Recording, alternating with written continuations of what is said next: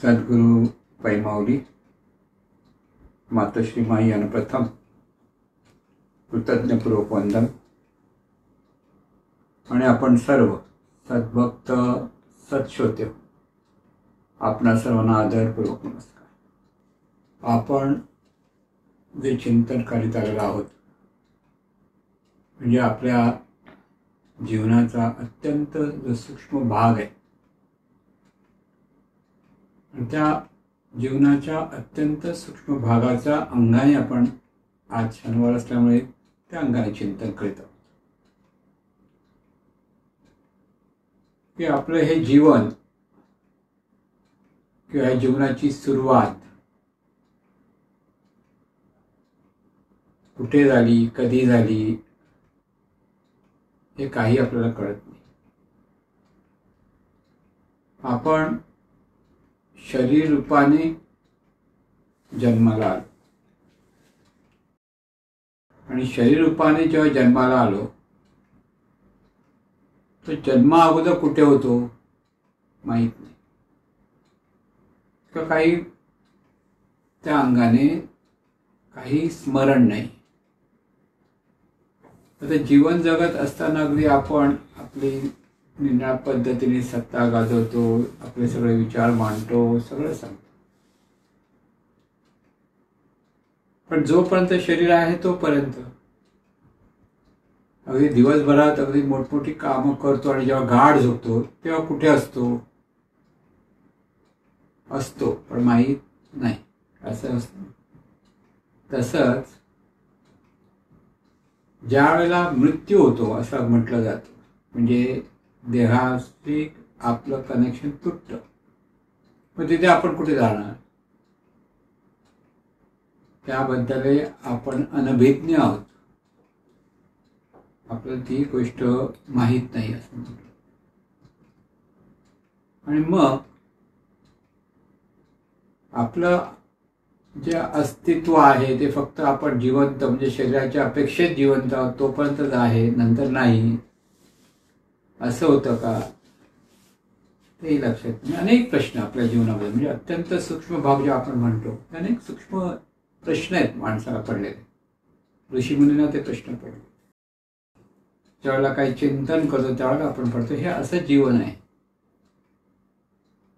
अगदी जिवंत असताना माणसं राग, लोभ, मोह, द्वेष, मारामाऱ्या किंवा चांगलं कार्य सगळं करतात, पण मृत्यू झाल्यानंतर त्यापैकी एकही काही करायला कोण उरलेला नसतो। सत्य काय असा प्रश्न पडतो, म्हणजे हे जे जिवंत असताना ते करत होते सत्य की मृत्यूनंतर ते नाही आहेत हे सत्य, म्हणजे काहीच नाही हे सत्य। म्हणून जीवन आपण हे जगतो आहोत त्यामागचा हेतू काय असाही प्रश्न येतो। म्हणजे हे सगळे प्रश्न जेव्हा आपल्याला पडतात किंवा जेव्हा आपण त्या प्रश्नाच्या अंगाने चिंतन करायला लागतो त्यावेळेला त्याची उत्तरं शोधणं आणि त्या उत्तरातून आपल्या अत्यंत सूक्ष्म असलेल्या जीवनाचं जे अंग आहे त्यावर आपला प्रकाश पडतो की त्या अंगाने आपल्याला ते ज्ञान कळायला लागतं। म्हणून जीवनाचं संपूर्ण ज्ञान कळणं फार महत्त्वाचं असतं। एका बाजूने फार महत्त्वाचं म्हणजे का की आपण कुठून आलो किंवा आपण कोण आहोत, हे जीवन जगत असताना उगीच आपण राग, द्वेष, मत, मत्सर, भांडण, तंटे, एकमेकांवर सत्ता गाजवणं हे सगळं करतो आहोत, त्याच्यातून आपण खरोखर काय मिळवतो? काही वेळा एखाद्याला सत्ता मिळत असेल, कुठपर्यंत मृत्यू झाला की कुठे असते सत्ता त्याची, मग सत्ता वगैरे काही राहत नाही। आणि मग हे जीवन सत्तेसाठी मारामाऱ्या करण्यासाठी आहे, हे जीवन आपल्या जीवनाचं जे अलौकिकत्व आहे ते पाहण्यातून आनंद चाखण्यासाठी आहे, हे लक्षात घ्या। हे आपलं हे जीवन जे आहे ते जीवन स्थूल अंगाने शरीर आहे तो पण स्थूल अंगाने आपल्याला कळतं आपण आपलं हे जीवन चाललेलं आहे। पण जेव्हा शरीर बाजूला होतं, शरीर सरतं, मग आपण उरतो की नाही उरत प्रश्न पडतो ना. आपण उरणारच नाही म्हटलं तर पोटात गोळा येईल, पण आपण असतो असं आपल्या मनापासून वाटतं. ही कल्पना आहे की सत्य आहे, प्रश्न आहेत हे सगळे. आणि म्हणून ह्या प्रश्नाची उत्तरं शोधणं म्हणजे एक तर वेदांताने त्याची उत्तर दिलेली आहेत किंवा काही संतांनी त्याची उत्तर दिली आहेत, सद्गुरू आपल्याला मार्गदर्शन करतात. पण तरी सुद्धा ज्याचं त्याने ते उत्तर परत शोधलं पाहिजे. आपलाच अनुभव आपण घेतला पाहिजे, हे लक्षात ठेवा. आपलाच आपण अनुभव घ्यायचा आहे आणि त्या आपणच आपला अनुभव घेण्यासाठी प्रत्येकाला एक विशिष्ट प्रकारे चिंतन करावं लागतं, विशिष्ट प्रकारे साधना करावी लागते. आणि ही साधना फार महत्त्वाची ठरते. म्हणून व्यावहारिक जीवन जगत असताना आपण शहाणपणाने जीवन जगणं, चांगला परिणाम मिळेल ह्या पद्धतीने आपण कर्म करणं, या सगळ्या गोष्टी येतात. पण आध्यात्मिक ज्ञान जे आपण म्हणतो त्या ज्ञानासाठी, ते ज्ञान अनुभूतीसाठी येण्यासाठी जिज्ञासूला किंवा साधकाला साधना ही पुन्हा पुन्हा करावी लागते. एकदा थोडा वेळ केल्याने झालं असं नाही. आणि ही साधना संपूर्ण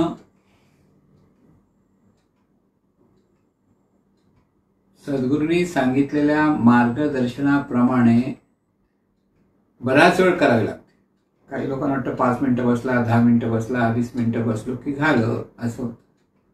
ते इतकं सोपं नाही. ह्या साधनेतून आपल्याच जाणीवेच्या अवस्था आपल्याला प्रथम जाणता येतात. म्हणजे शरीराशिवाय असलेलं जे आपलं अस्तित्व आहे, शरीराच्या अंगाने असलेलं अस्तित्व आणि शरीराशिवाय आपलं जे अस्तित्व आहे ते अस्तित्व साधनेच्या अंगाने आपल्याला अनुभवायचं असतं. साधना म्हणजे अनुभवणं. अनुभवण्यासाठी जे करायचं ते साधना. आणि म्हणून साधनेतून आपलं आपण अस्तित्व अनुभवणं हा एक भाग येतो. आपल्याला ह्या साधना करून मिळणार काय असा अनेक वेळा प्रश्न पडतो.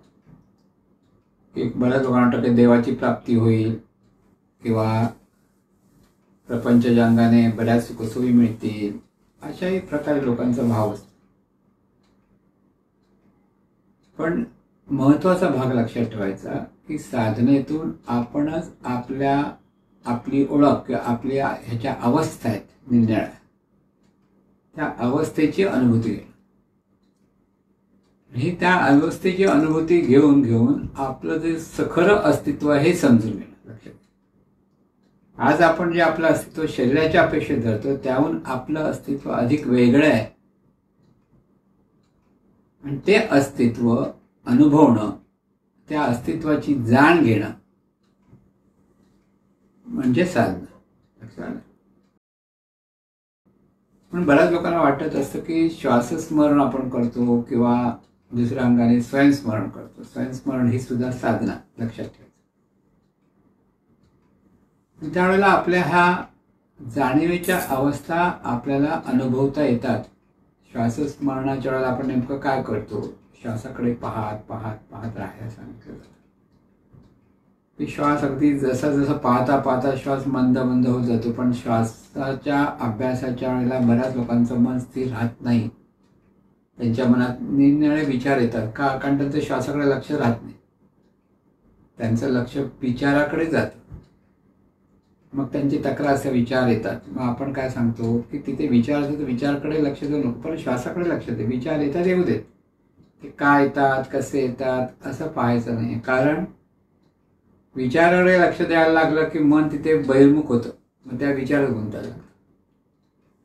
श्वास हा असा म्हणजे श्वास ही अशी शक्ती आहे की तिची जाणता येते. पण त्या श्वासोच्छवासामध्ये कसलंही गुण लक्षात येत नाही. चांगलं की वाईट असले कसलेही गुण येत नाहीत लक्षात ठेवा. श्वास हा श्वास असतो आणि त्यामुळे मनामध्ये त्या श्वासाबद्दल वेगळे वेगळे काही विचार येतील असं काही नसतं.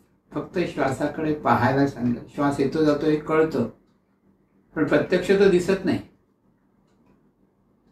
आणि त्यामुळे आपण ज्यावेळेला श्वासाकडे पाहायला लागतो म्हणजे श्वास येतोय जातो हे जाणायला लागतं. लक्षात घ्या.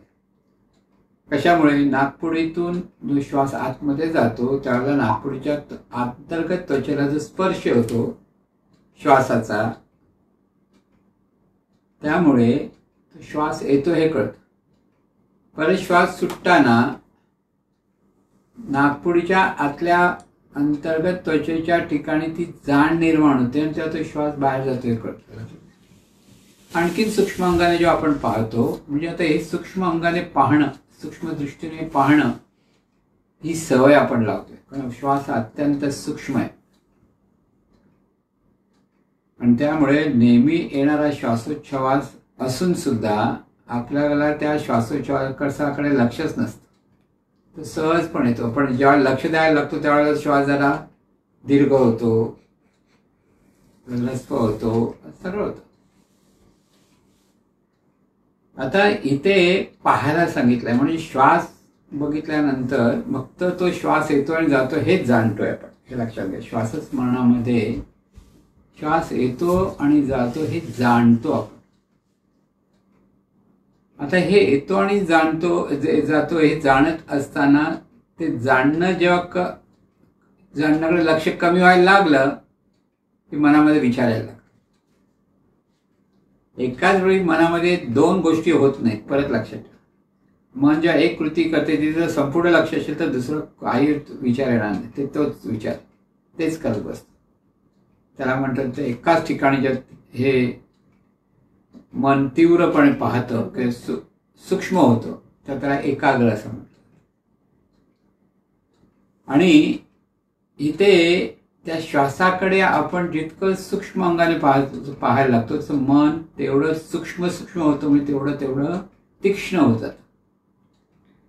मग अशी एक वेळ येते की विचार येणं थांबतं, म्हणजे कमी होतात. येत असतील तिथे आपलं लक्षही राहत नाही, पण आपलं लक्ष संपूर्ण श्वासाकडे असतं. म्हणजे संपूर्ण श्वासाला आपण पाहायला लागतो. म्हणजे मन नेहमी जे एकाग्र होत नाही ते त्या ठिकाणी एकाग्र होतं. लक्षात घ्या. श्वासाकडे पाहता मनाला आपण कसं लक्ष एका ठिकाणी करायचं हे शिकलं. आता हे मन जेव्हा हे करतं ते शरीराचा काय आधार आहे का? शरीराचा आधार फक्त तिथे नाकपुडीतून तो श्वास येतो जातो तोच आधार. कळलं की फुफ्फुसाचा वर खाली होतो, आकुंचन प्रसरण होतं तोच आधार. पण जाणणारं जे तत्व आहे ते शरीर नव्हे, तर जाणणारं तत्व वेगळं आहे हे तिथे लक्षात येतं.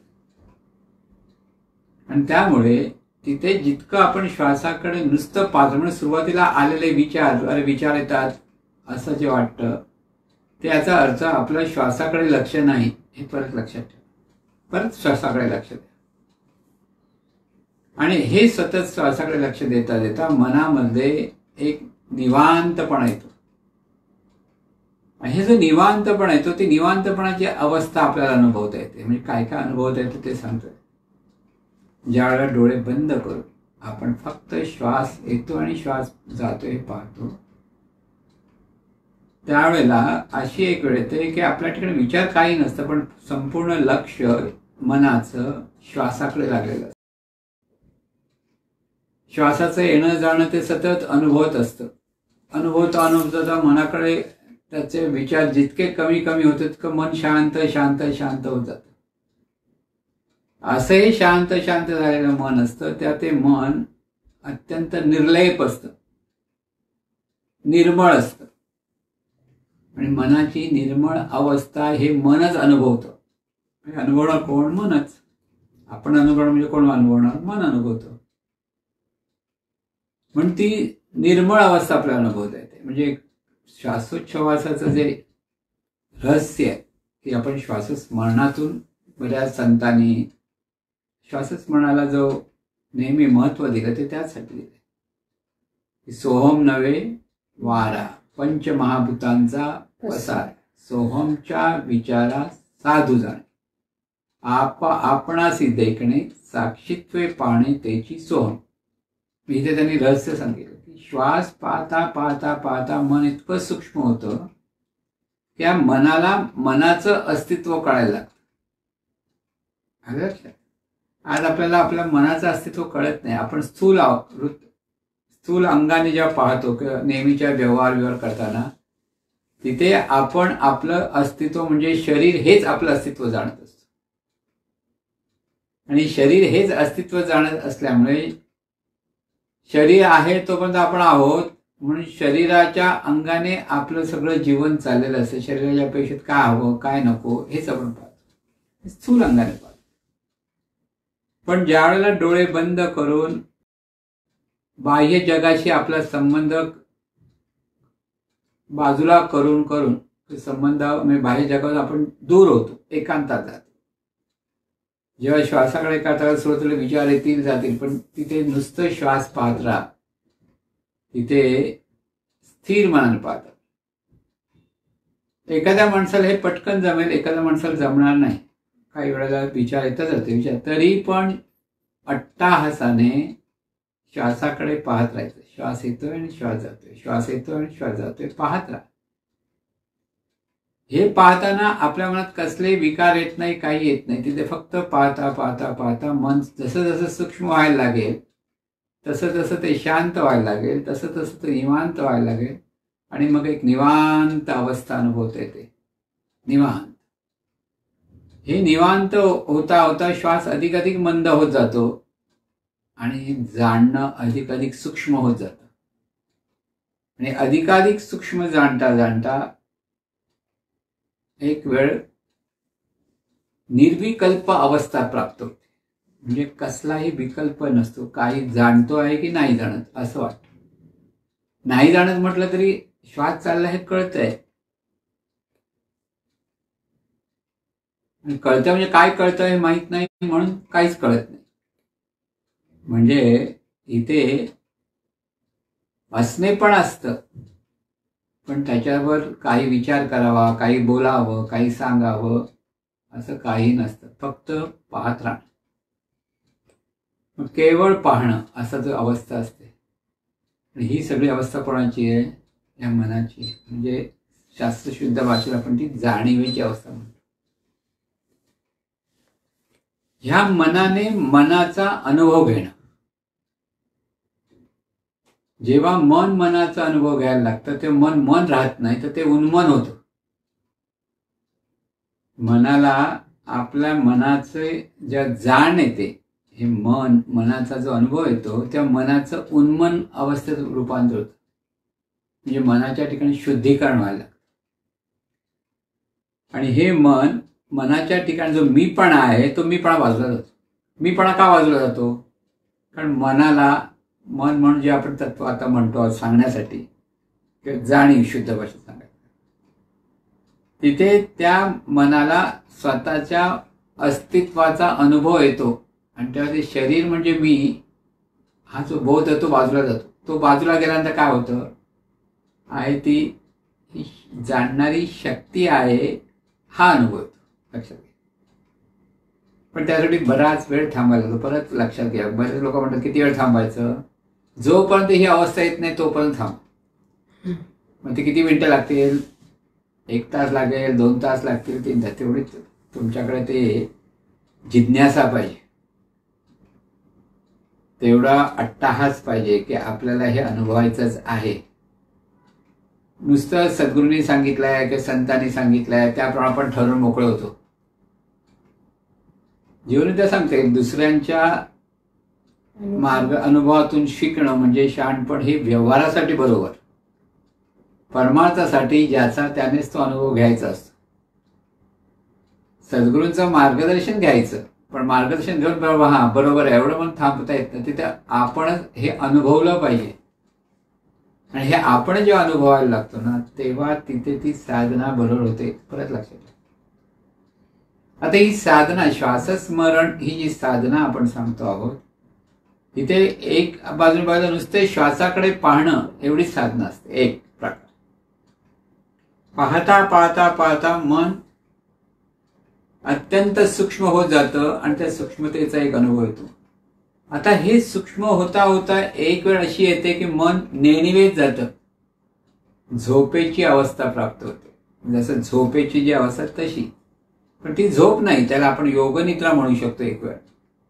आणि ते नेणिवेत गेल्यामुळे कुठे आहोत काही आहेत काही कळत नाही, पण काही वेळाने परत आपण जाणण्याच्या अवस्थेत येतो आणि मग आपलं वाटतं आपण कुठे होतो.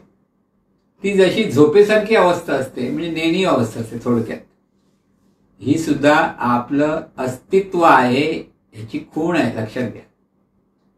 नेणीव स्वरूप आपण आहोत. कुठे आहोत काही कळत नाही. म्हणजे जाणीवपूर्वक जाणणं सगळं थांबतं, स्तब्ध होतं. आणि जेव्हा हे सगळं स्तब्ध होतं तेव्हाची असते ती अवस्था ती नेणीव स्वरूप अवस्था असते. म्हणजे आपण आपलीच अवस्था अनुभवतो. आपण नेणीव स्वरूप आहोत. शब्दाने किती सांगितलं कळेल का? हे नाही कळणार. कितीही सांगा. अगदी त्याला उदाहरण गाढ झोपेत तुम्ही असतात तसे हा म्हणतो आपण. पण गाढ झोपेत गेल्यानंतर आपण कुठे आपल्याला अनुभवतो. पण साधनेतून नेणी अवस्थेतून आपण जातो आणि त्या नेणी अवस्थेतून पुन्हा आपण जेव्हा जाणीवेवर येतो, हे येणं आणि जाणं जेव्हा अनुभवायला लागतो तेव्हा नेणी अवस्थेची जाण आपल्याकडे निर्माण व्हायला लागते की ही नेणी अवस्था आहे आपली, आपण नेणी स्वरूप आहोत. परत जाणीवपूर्वक जाणणारे सुद्धा आपणच आहोत, वेगळं काही नाही. लक्षात घ्या. ही नेणीव स्वरूप अवस्था आहे, ती एक अवस्था आहे आपली आणि तीच आपण जाणीवपूर्वक जागृतीमध्ये सगळं जाणत असतो. विश्वाला जाणत असतो, जगाला सर्व निर्णय रंग रूप गंध सगळं जाणतो. निर्णय नाद ऐकतो, गंध जाणतो, स्पर्श जाणतो, स्वाद चाखतो.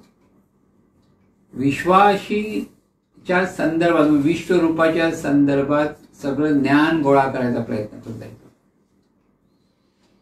हे ज्ञान गोळा करण्याची सुद्धा आपली एक मनाची अवस्था आहे. लक्षात घ्या. कधी ज्ञान गोळा करायचं कधी गोळा करायचं नाही हे त्यावेळेला ठरवता येतं. हे जे आपलंच अस्तित्व कळतं ना. पण त्यासाठी पुन्हा पुन्हा साधना ही केलीच पाहिजे. किती वेळ बसायचं तर अधिक वेळ बसायचं हे त्याचं उत्तर. मी 25 मिनिटं बसतो, 30 मिनिटं बसतो, ते मोजमाप नाही. कारण एकदा ती अवस्था तुम्हाला लाभायला तुम्हाला नंतर वेळ किती झाला ते कळत नाही. म्हणजे कालातीत होऊन जातो आपण. किती वेळ झाला म्हणजे ते करता करता जाण येते. बराच वेळ झाला चला उठूया आपण असेही जाण येते आणि डोळे उघडत अरे बापरे भरपूर वेळ गेला असे होतं. पण त्याला म्हणतात कालातीत. काळाचा काही तिथे संबंध राहत नाही. आपण काळाच्या पलीकडे जातो. लक्षात घ्या. आज आपलं सगळं जीवन काळाशी बांधलेलं आहे. सकाळ झाली, 9 वाजले, 10 वाजले, 11 वाजले, हे कसं आहे आपण त्या काळाशी बांधलेलं आहोत. 12 वाजले, 1 वाजलं, चला आता जेवूया, 2-2:30 वाजले, चला आता झोपूया. आपण आपल्या मनाला तसं कंडिशन करून ठेवलेलं असतं. रात्र झाली चला आता झोपलं पाहिजे होतं ना, की सकाळी एवढ्या वाजता उठलं पाहिजे. हे सगळं त्या वेळेशी आपण आपल्याला बांधून घेतलेलं असतं. पण साधनेमध्ये हा काळ काही राहत नाही. किती वेळ काय वेळ याचा काय आपला संबंध राहत नाही. आपण आपल्या स्वरूपाशी एकरूप होतो तेव्हा काळाच्या पलीकडे जातो. थोडक्यात जागृतीमध्ये आपल्याला काळाच्या पलीकडे जाता येत नाही. काळाच्या बंधनात राहावं लागतं. कालबंधन आहे आपल्याला.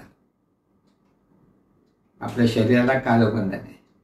म्हणून 1 वर्षाचं शरीर, 2 वर्षाचं शरीर, 5 वर्षाचं शरीर, 20 वर्षाचं शरीर, काळानुसार त्याच्यात बदल होत जातो. मग 60 वर्षाचं शरीर, 80 वर्षाचं, तिथे काळानुसार सगळं बदल परिवर्तन होतं. म्हणजे परिवर्तन म्हणजे काय होतं. ह्या शरीराच्या ठिकाणी सतत नाविन्य प्रगट होत असतं. हे नाविन्य पाहता आलं पाहिजे. आपण म्हणतो अरे आता वय व्हायला लागलं. ते नाविन्य पाहायला लागलं की आनंदात राहतो. म्हणून मनाने हे सगळं जाणणं म्हणजे हे सगळं विश्व जाणणं. मनाने म्हणजे मनाचा अस्तित्व जाणून, म्हणजे आहे ती शक्ती आहे, मनशक्ती आहे. आता मी मनशक्ती शब्द वापरतो समजण्यासाठी. ती जी शक्ती आहे ही शक्ती नेहमी स्वरूप आहे, जाणीवपूर्वक जाणते, स्थूल होते, निर्णय व्यवहार ह्याच्याशी बोलते, त्याच्या बोलते, स्थूलपणाने वागते.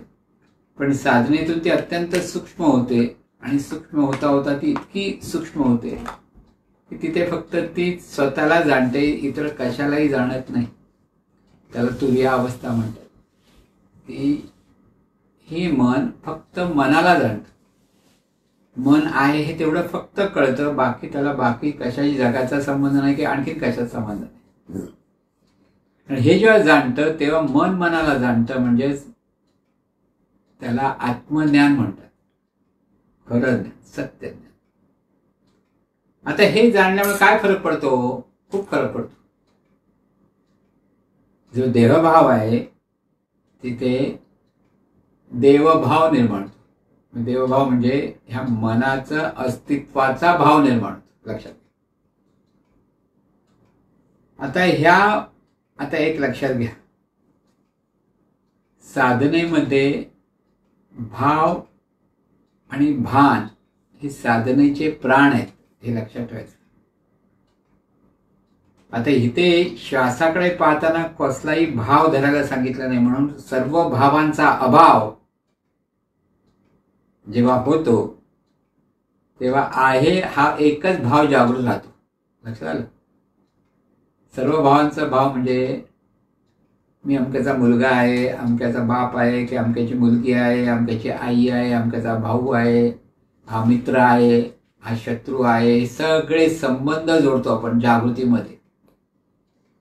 त्याच्यातून आपल्याला एखाद्याबद्दलचा मैत्रभाव असेल, वात्सल्य भाव असेल, किंवा एखाद्याबद्दल शत्रुभाव असेल, हे सगळे भाव म्हणजे आपण त्या अंगाने, म्हणजे हे मन त्या भावानुसार कार्यरत होत असतं.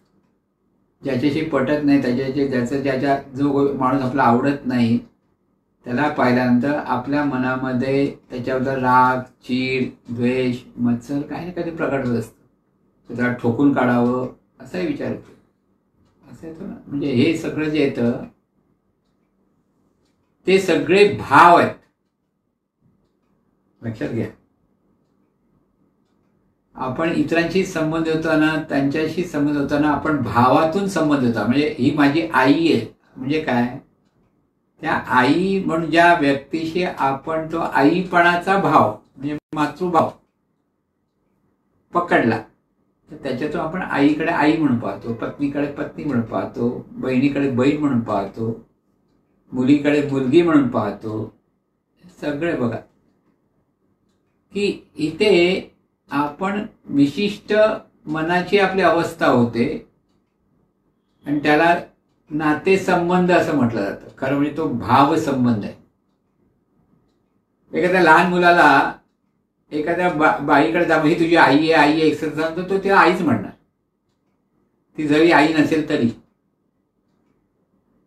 ते तो नातं जोडतो म्हणजे तिथे तो त्या भावातून पाहतो, लक्षात आलं. आणि सगळं आपलं जीवन भावातून चाललेलं आहे. मी पुरुष आहे, हा पुरुषाकडे भाव असतो. मी स्त्री आहे, स्त्रीचा तो भाव असतो, कळलं का, लक्षात आलं. म्हणजे प्रत्येक क्षणाक्षणाला आपल्याकडे हा भाव जागृत आहे, वेगळ्या वेगळ्या अंगाने, विविध अंगाने. आणि हे विविध अंगाने जे आपण पाहायला लागतो त्या भावातून, आणि त्या भावातून आपलं मन तसं तसं कार्यरत होत असतं. आता ह्या मनाला आपण म्हणजे देह, हा देहभाव, देहाशी संबंधित होऊन देहच मी हा भाव येतो, त्याला म्हणतात देहभाव. आणि त्यामुळे आपणच आपली ओळख विसरलो ह्या देहभावातून. आणि ह्या देहभावाच्या अधिष्ठानावर आपण सगळी नाती गोती जमा केली, मित्र, शत्रू, नातेवाईक, आई, वडील, हे सगळं जे आहे हे सगळं जीवन म्हणजे भावजीवन आहे आपलं. पहा तुम्ही जर बघा आपल्या जीवनाकडे पहा, तुम्ही एकमेकाशी जे जे संबंध जोडून विचार करताना ते तुमचे सगळं भावजीवन आहे. म्हणजे भावविश्व. आणि हे भावविश्वातून आपण जेव्हा जीवन जगतो तेव्हा आपल्याकडे सत्यभाव काय असला पाहिजे, हे अध्यात्म. सत्यभाव काय, तू कोण आहेस, हे कोण आहे ते श्वासाकडे पाहता पाहता पाहता पाहता हे मन केवळ मन रूपाने राहतं. त्याला दुसरा कसलाही विचार येत नाही, काही येत नाही. तर ते जे अस्तित्व आहे ते आपण आहोत हे कळतं. आणि हे ज्याचं त्याला अनुभवायचं आहे. आता हे कळल्यानंतर हे नेमकं काय आहे, तर तिथे परत ते दिव्य आहे, म्हणजे तो देवभाव धरा. ते अनुभूती आल्यानंतर ते जे आहे ते दिव्य आहे. कारण त्याच्यावर हे सगळं वैश्विक जीवन निर्माण झालं. लक्षात घ्या, केवळ असणेपणातून ते अख्खं विश्व निर्माण झालं.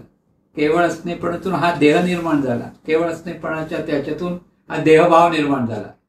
त्याच्यातून सर्व विविध भाव निर्माण झाले. आहे का मुळात केवळ आहे.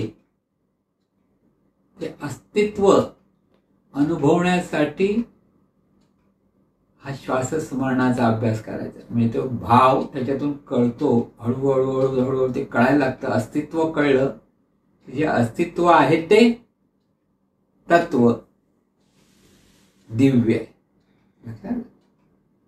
आणि ते आपलं सत्य अस्तित्व आहे. सत्य अस्तित्व, हे जर सत्य अस्तित्व कळलं तर देहभाव बाजूला होतो. हे जर सत्य अस्तित्व अनुभवता आलं व्यवस्थित,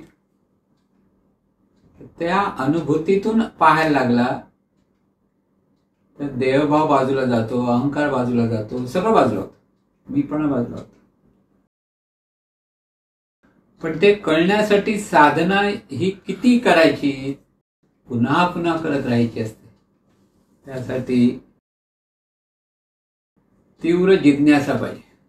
ती स्थिती अनुभवायची आपल्याला, हे लक्षात ठेवा. तिथे कसली कल्पना करू नका, कसल्या भावना धरू नका, काही धरू. सर्व भावांचा अभाव आणि त्याच्यातून जो उरला तो भाव, तो देवभाव. आलं लक्षात काय म्हणतोय की ते श्वासस्मरण का करायचं. श्वासस्मरण करता करता मनाला एकाग्र करता येतं. मन एकाग्र होतं, करायचं नाही, होतं. आणि हे मन जेव्हा एकाग्र होतं तेव्हा मन मनाला अनुभवायला लागतं. कारण मनाच्या पुढे मनच असतं, त्याशिवाय दुसरं काहीच नसतं, दुसरा कोणताही विषय नसतो. म्हणजे मनाने मनालाच एकाग्र करणं, मनाच्या ठिकाणी एकाग्र होणं. करणं हा प्रकार बरोबर नाही, होणं. त्या प्रक्रियेतून मन एकरूप होतं, मन एकाग्र होतं. आणि हे जेव्हा एकाग्र होतं तेव्हा दुसरं काही नसतं, केवळ ते असतं. आणि हे असतं ते कळणं म्हणजे ते काय आहे तो भाव. तो जो अनुभव आलाय त्याला म्हणतात देवभाव. पण आता आपण सद्गुरू सांगतात आपण सर्व ईश्वर आहोत. मग साधनेला बसताना ईश्वर भाव धरा. आता उलट चक्र सुरू केलं.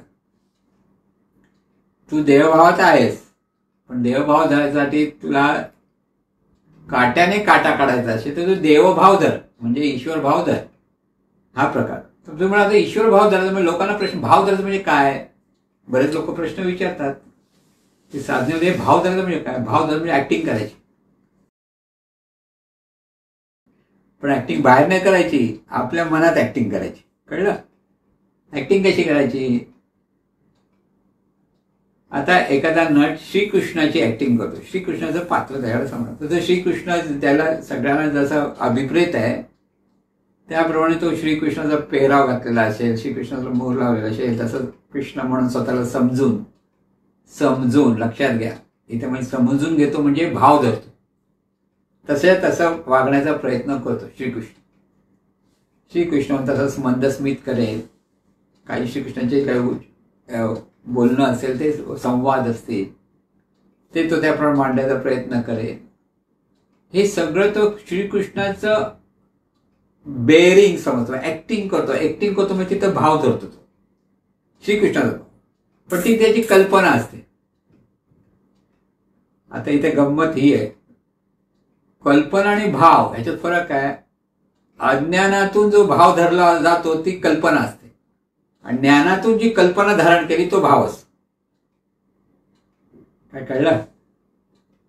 आता मी म्हटलं त्या नटाने मी श्रीकृष्ण आहे, त्याने अज्ञानातून कल्पना केली मी श्रीकृष्ण आहे, आणि तो ऍक्टिंग करतो. म्हणजे नाटकापुरते बरोबर, त्या पिक्चरचं असेल त्यापुरते बरोबर, लोकांना आवडतं सुद्धा, बऱ्याच लोकांना आवडतं, लोक त्याला नमस्कार पण करायला जातात.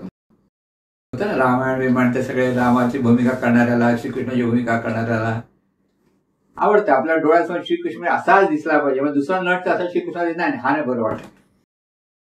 आपण त्या पद्धतीने आपल्या मनाला कंडिशन करतो. पण इथे काय असतं, ह्याने आपल्याला स्वतःला श्रीकृष्ण म्हणतो, श्रीकृष्ण होतो का? नाही होत. मग तो कल्पना असते, मग तो भाव धरला तर ती कल्पना असते. आता सद्गुरू म्हणतात तू ईश्वरच आहेस ही कल्पना कर, पण तू खरोखरच ईश्वर आहे ही वस्तुस्थिती आहे, म्हणून ती कल्पना भाव होते. लक्षात की प्रत्येक ज्यावेळेस साधकाला सद्गुरू सांगतात बस समोर आणि भाव धर. काय भाव धर? देवच आहेस, ईश्वरच आहेस. त्याला त्याच्या देहभावने शंका पण येते, कसा का असणार ईश्वर, असा कसा ईश्वर? आपला ईश्वर म्हणजे आपण परंपरेने ठरवलेला ईश्वर वेगळा असतो, राम कृष्ण देवदेवता ज्या सगळ्या ते ईश्वर असं आपल्या डोळ्यामध्ये असतं.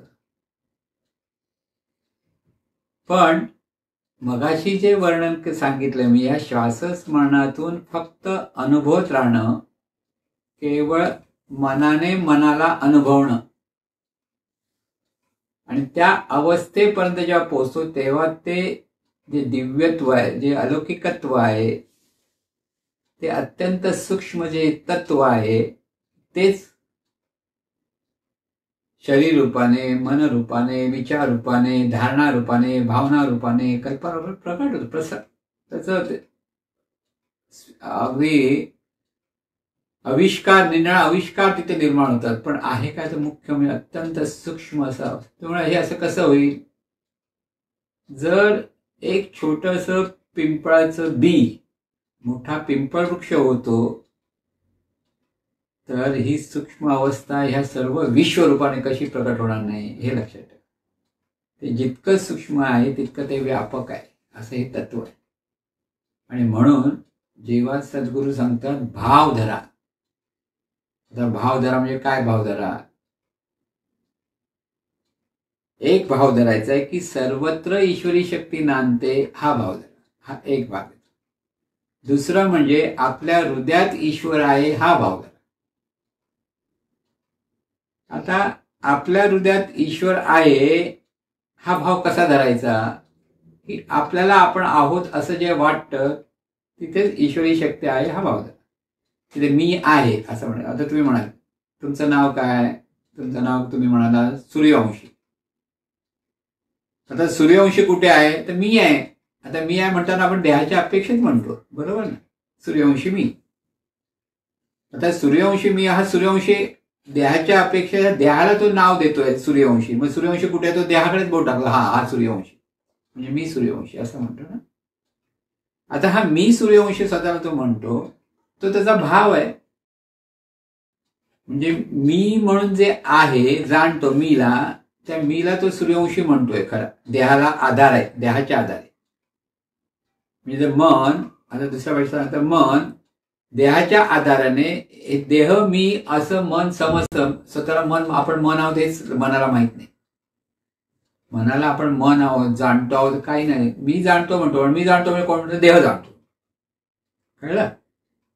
ते इथे आता हा भाव धरला पाहिजे की देहाच्या शिवाय ही जाणणारी जी शक्ती आहे ती शक्ती मी आहे, हा भाव धरा. त्याला म्हटलं ईश्वराचा भाव धरा, ईश्वरी शक्तीचा भाव धरा. म्हणजे काय?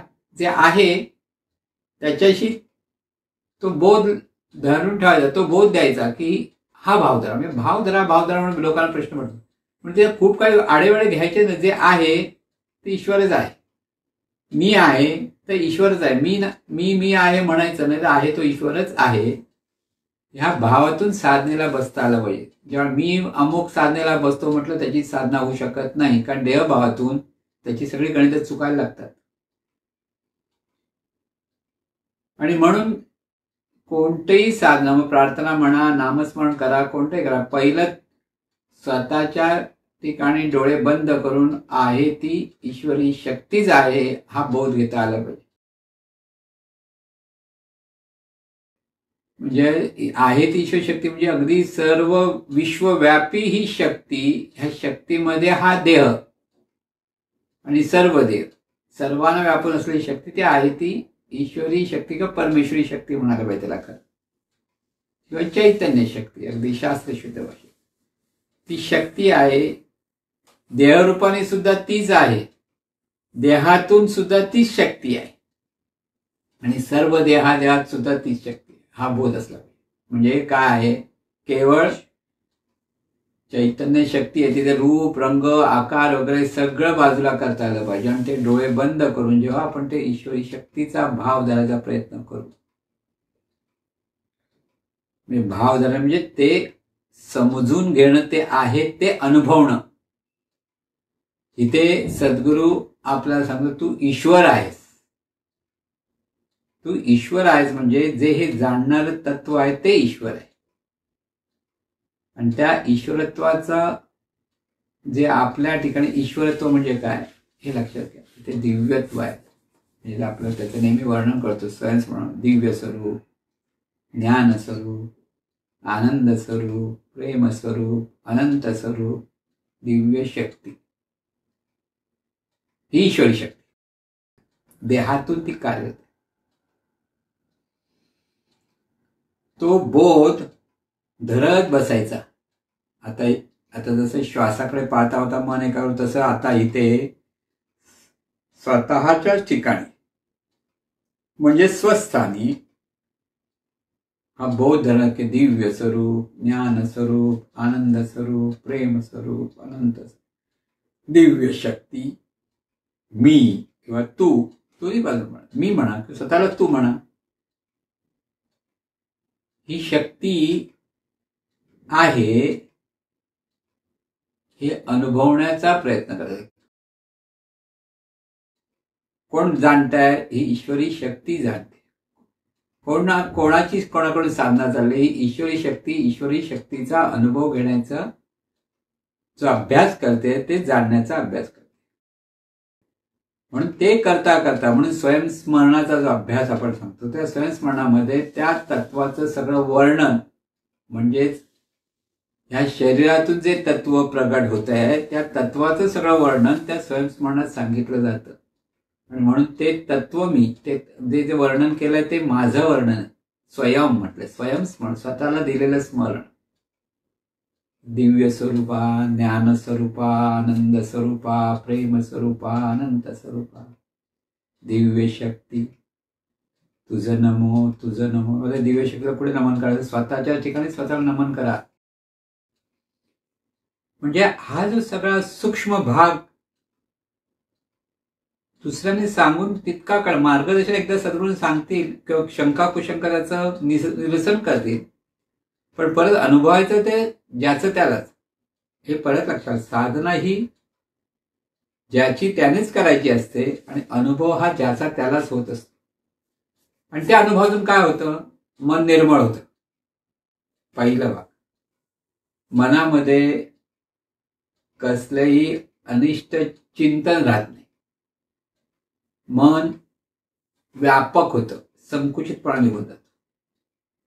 आणि त्यामुळे मनाच्या ठिकाणी शांती असते, मनाच्या ठिकाणी सहजानंद असतो, मनाच्या ठिकाणी समाधान असतं आणि जीवनाचा आनंद चाकता येतो. हे अनुभवण्यासाठी आपला हेतू काय, आपल्याला जीवनाचा आनंद चाकता आला पाहिजे, जीवन समाधानाने जगता आलं पाहिजे.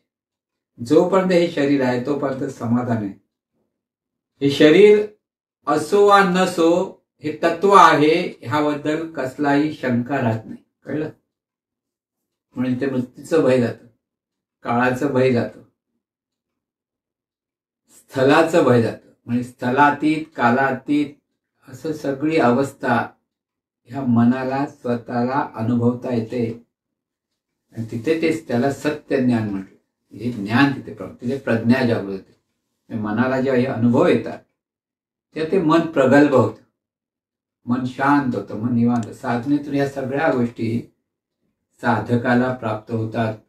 पण त्यासाठी एका बाजूने हा अभ्यास किती वेळ बसायचं, 1 तास कमीत कमी, आणि जास्तीत जास्त जेवढा वेळ बसता येईल तेवढं. पण त्यासाठी मग कामधंदे सोडायचे नाहीत. परत प्रपंच तर करावाच लागणार.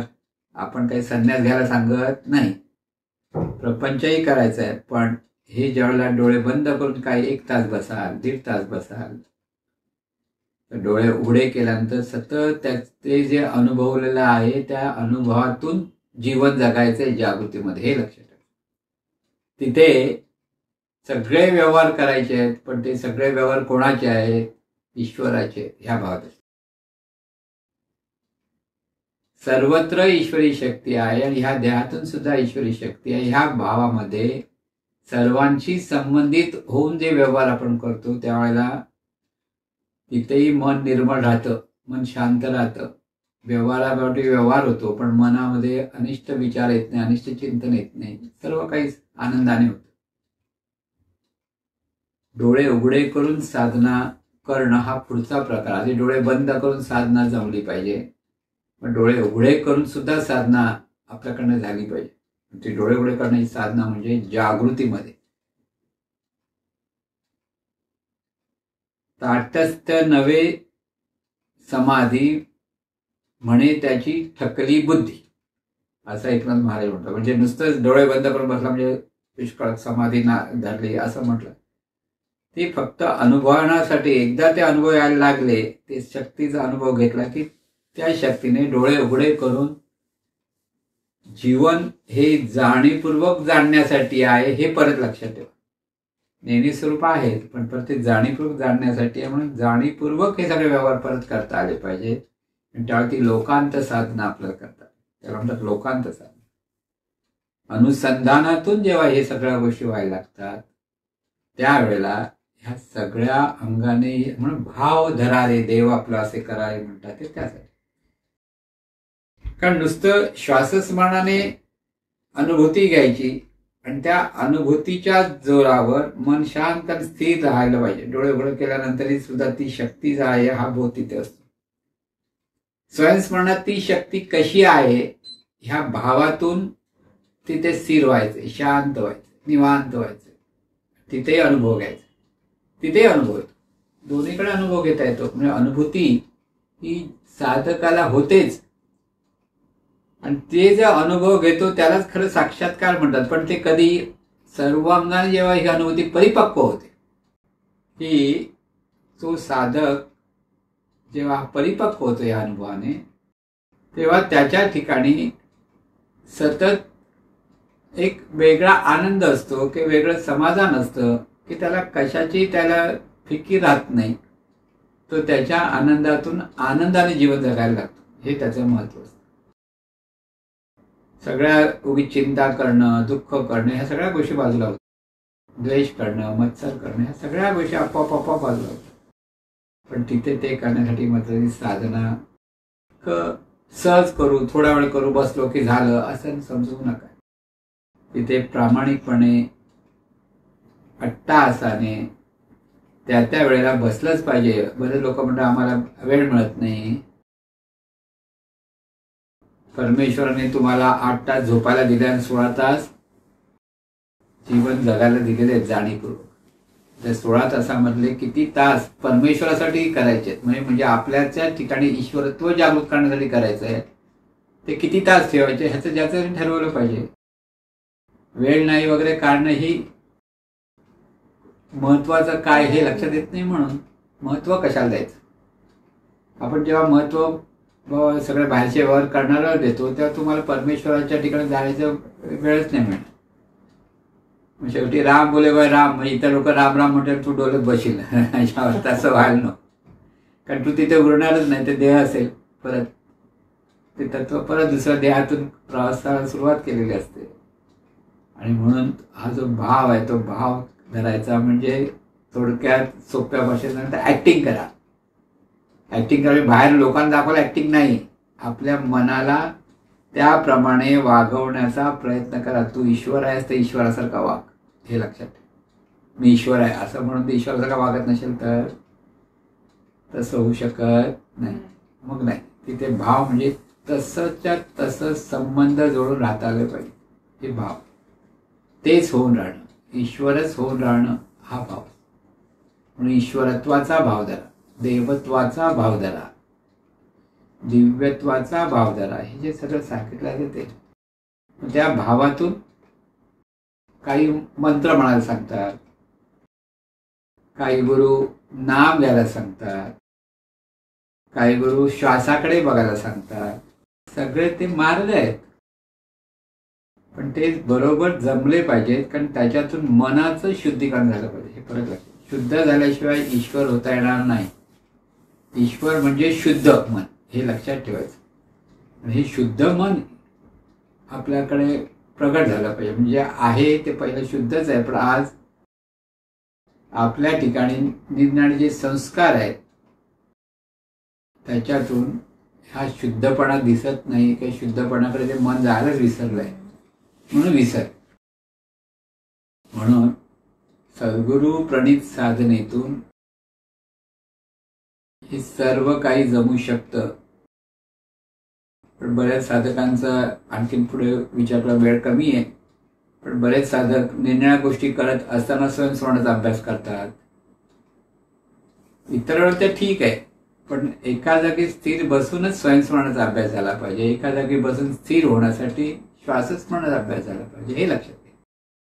तिथे हे करताना मी बाबा दुसरं प्राणायाम करतो, अनुलोम विलोम करतो, आणखीन काही करतो, असं करत करत बसतात. मग तिथे त्या कृतीमध्ये तुमचं लक्ष जास्त जातं आणि जो भाव धरला पाहिजे त्या भावाकडे दुर्लक्ष. लक्षात का? आणि त्यावेळेस बऱ्याच लोकांना ते कळत नाही. ते करा आणि मग चालता बोलता तुम्ही करताना ते सत्य चिंतन, त्याला चिंतन म्हणे, चिंतन असतात. ते करता अनुलोम विलोम करता तुम्ही हे करता ते त्यांच्याकडे जो विचार त्याला म्हणतात चिंतन. पण जेव्हा स्थिर होऊन त्या तत्वाशी एकरूपता साधली जाते तेव्हा असतं ते ध्यान, ते असते ती साधना. तिथे असतं तो उत्कट भाव धरता येतो, त्यावेळेस तो भाव कळतो. म्हणून भाव धरा रे आपलासी देव करा. हा भाव धरणं म्हणजे काय, यासाठी कृतीतून हा भाव धरता येईल हे परत लक्षात ठेवा. म्हणून स्वयंस्मरण असो किंवा श्वासस्मरण असो, दोन्हीकडे तिथे भाव जागृत होणार. अगोदर तो ऍक्टिंग आणि नंतर तो स्वभाव असेल, आणि तो स्वभाव झाला पाहिजे. भाव हाच आपला स्वभाव असं जेव्हा होतं तेव्हा ती साधना व्यवस्थित व्हायला. आणि आपल्याला जे फळ मिळत नाही म्हणतात लोक, ते फळ त्याचं ज्याला मिळायला लागेल. सद्गुरुनाथ महाराज की जय. हे ईश्वरा सर्वांना चांगली बुद्धी दे, आरोग्य दे, सर्वांना सुखात आनंदात ऐश्वर्यात ठेव. सर्वांचं भलं कर, कल्याण कर, रक्षण कर, आणि तुझे गोड नाम मुखात खंड राहू दे. सद्गुरुनाथ महाराज.